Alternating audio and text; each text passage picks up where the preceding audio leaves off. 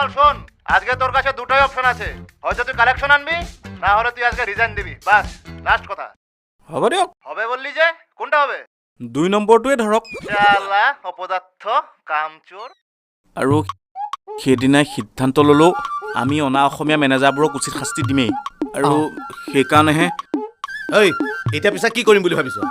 আন্দোলন কৰিম, মুঠতে যেনেকৈ যি নহওক এই মেনেজাৰকেইটাক শাস্তি দিমেই। বাপেৰ মূৰটো কৰিবি। আন্দোলন কৰি কৰিয়ে আমাৰ অসমীয়াকেইটাৰ গতি নাইকিয়া হৈছে, শেষ হ'ল, ধ্বংস হ'ল।